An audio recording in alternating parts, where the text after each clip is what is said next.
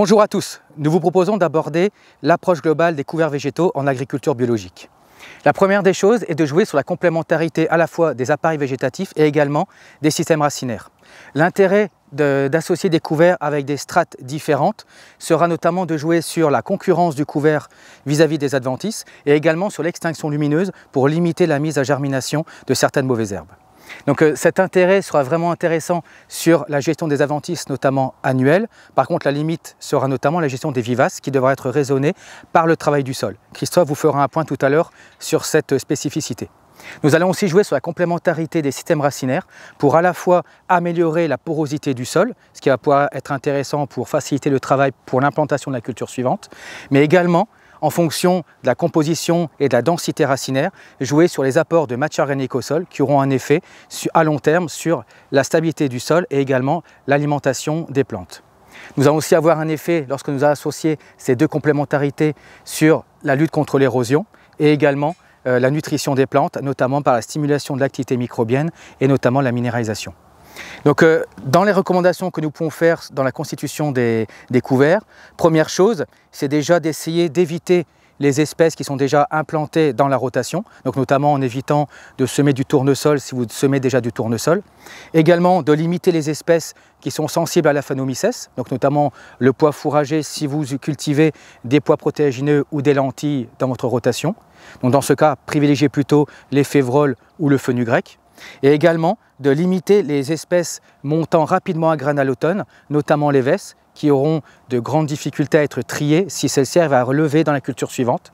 Et de même, pour limiter la concurrence sur les cultures suivantes, limiter aussi le sarrasin qui aura une mise à fleurs et une mise à graines assez rapide à l'automne.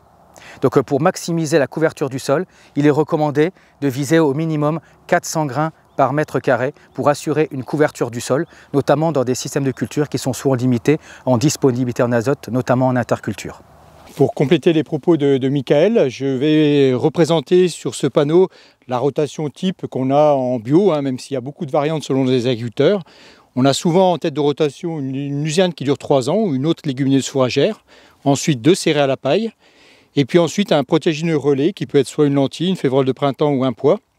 Et puis ensuite une céréale d'hiver, et enfin pour terminer la rotation, du tournesol, une céréale de printemps ou un sarrasin, dans lequel on va pouvoir semer la légumineuse fourragère pour boucler la rotation. Dans cette rotation type, en fait, on peut imaginer 4 endroits où on peut envisager un semis de couverts d'interculture. Le premier, c'est éventuellement entre les 2 céréales, parce que souvent la deuxième est une céréale de printemps. Mais dans ce cas de figure-là, bien souvent, on peut déjà avoir des repousses de luzerne qui peuvent être suffisantes pour couvrir le sol. Le deuxième endroit, c'est le couvert avant les lentilles ou la févrole de printemps ou les pois, où là, en fait, on est souvent dans une situation où on est encore assez propre en vivace, peu de chardon. Et donc, on peut semer un couvert, et comme là, on est derrière une légumineuse, on peut envisager soit une crucifère ou une association crucifère-facélie, voire éventuellement un petit peu de graminées pour compléter. Ensuite, le dernier endroit où on peut envisager également un couvert, donc là il faudra faire le choix entre le couvert ou éventuellement la gestion des vivaces. Peut-être que si on a déjà pas mal de chardon à cet endroit de la rotation, un travail d'interculture sera nécessaire pour gérer les vivaces et donc décaler la date de semis du couvert ou éventuellement ne pas semer de couvert du tout. Donc dans cet endroit-là, on peut éventuellement semer un couvert dans la céréale d'hiver qui précède ces cultures.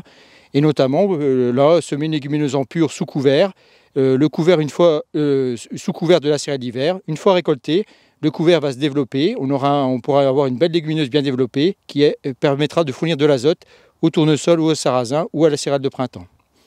Et puis, dernier endroit, bien sûr, après, pour boucler et revenir en légumineuse fourragère, donc soit dans la céréale qui suivra le tournesol, on peut là aussi, par la technique du semis sous couvert, implanter la luzerne au printemps dans la céréale qui précède.